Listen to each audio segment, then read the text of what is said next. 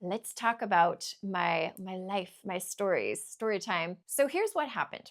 A couple of weeks ago, as I knew we were diving into the theme of creativity and self-expression, and I had told everybody on the podcast that we're reactivating our creative genius inner child, I thought, well, it might be fun if I dug through all of my mementos from childhood and looked and saw the things that I created.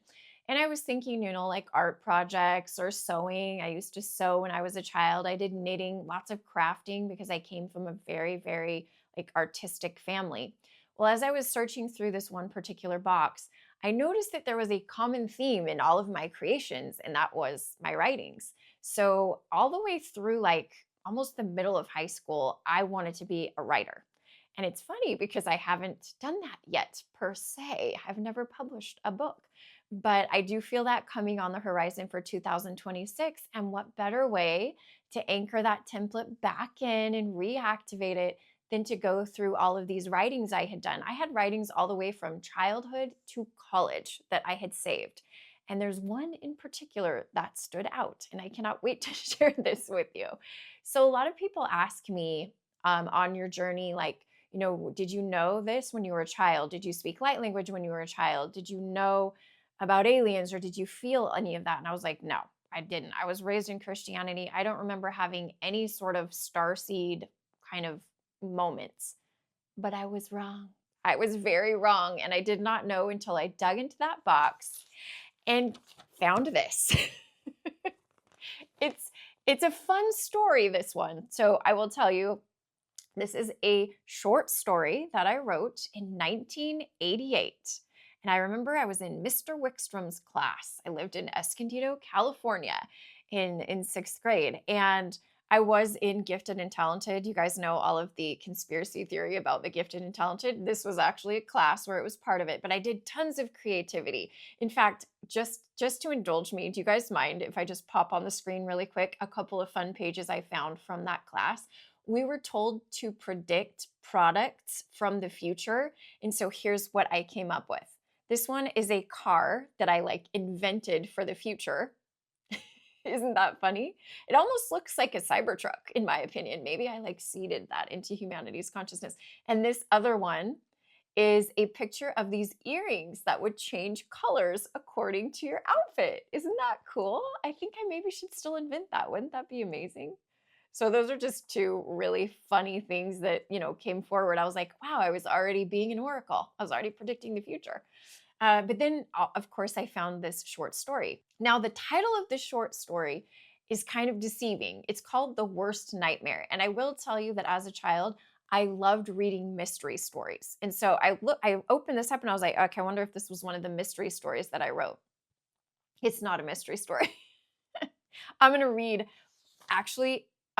part of it for you. And I'm going to read you the final draft, which was on the top for me. There's something funny because there is a rough draft and a final draft. And this is part of the story. Are you ready? It was a calm Friday night, and a plain, ordinary boy named Archie Smith was eating his meatloaf, mashed potato, and green peas dinner, while his sister Jane was being praised because her kindergarten teacher had put her star of the class play. Archie, a 10-year-old, was very intelligent for his age. The straight-A student read at an 8th grade level and, of course, was all of the teacher's favorite. Yet, dun dun dun, something was inside of him. He didn't know what it was, but he could feel it churning inside of him, yearning to get out. He had no clue that piece by piece it was coming out. No clue that soon the last morsel would come out and that he would never be just plain ordinary Archie Smith. The time was soon. Okay, I was 11 years old when I wrote this, you guys. And I was reading this the other day and I was like, what's going to happen? I can't remember what I said in this story.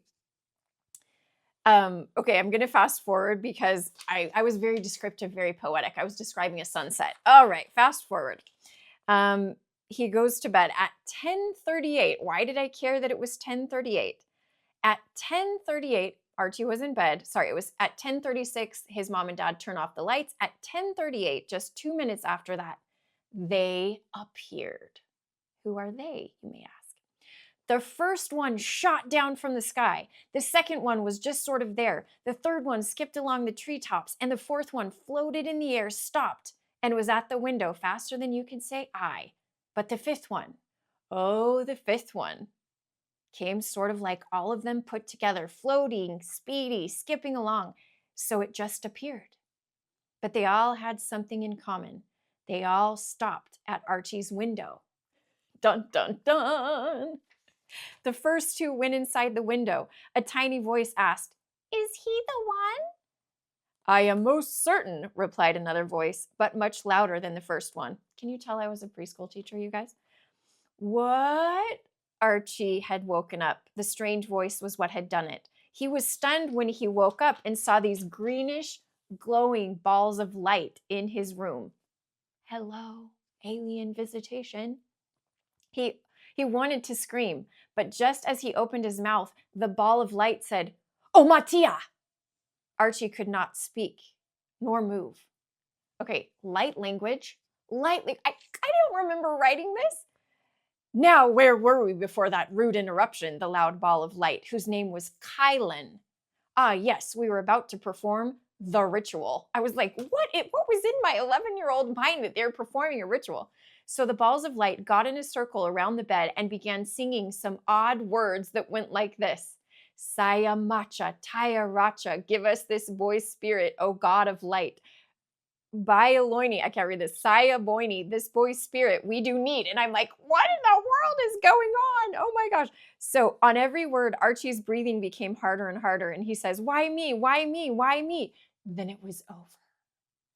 The churning inside was Archie's spirit, and now it was out. The light god had let it out. The Martians had him. Something silvery gently floated out of Archie's body. No, no, no. No, what, hun? It was Archie's mother. She was gently shaking Archie. Sweat was pouring down his face. He had had a nightmare. The worst nightmare, which is the title of the story. Okay, you guys, what was in my 11-year-old mind? It gets better. It gets better. Okay, this is a long segment. Just bear with me, all right? Now, I was like, in my head, I was like, I obviously was kind of scared of aliens or like had some fear because I was looking into the energy of my 11-year-old self writing a story like that. Then it got even more interesting because I realized that I had written a first draft of the story. Our teacher made us write a first draft. And the first draft, I put it at the top. I changed almost the whole thing because the second draft was not like the first draft. Guess what happens in the first draft? Guess what happens in the first draft? It is not the same ending. Let me read it for you. Just then, so pretty much the one they say, is he the one? Yes, replied another small voice. Just then Archie woke up. He looked at the greenish balls of light and froze. Who are you? Archie asked, stuttering. We are Martians, and we have come to give you special powers, they both said. Because there was only two, I think, in this one. That was it. Archie's churning inside was out. The Martians had pulled it out. The quest was over. Like, it was an activation. It was an activation. In that first draft, I wasn't scared. It was an activation. In the second draft, it was like some kind of alien abduction thing. But either way, I was like, first of all, there's light language. Second of all, there's aliens. I never remembered thinking about aliens when I was a child, except maybe on TV. And I pulled this out. So you guys can feel into what you sense it was, but I do think that with the story about it being a nightmare, there was definitely a human part of me that was scared of my starseed origins and like scared to come out. But I think this is very reflective of how a lot of starseed children feel. And so I think it's a good thing to read what I was sensing when I was 11 and to help us understand where the collective was in 1988 was a lot of fear. And now we're stepping into, so where are the books that are sharing things that are really positive about interdimensional beings and telling stories that are positive about aliens activating us, that they're good. So that is like such a fun little Ascension Diaries segment that I wanted to share with you. I don't know if any of you can relate to it, but an incredible glimpse at what I was feeling at 11 years old, and how far I've come from there as a little star seed, not knowing what was going on, and now like fully aware of what's going on.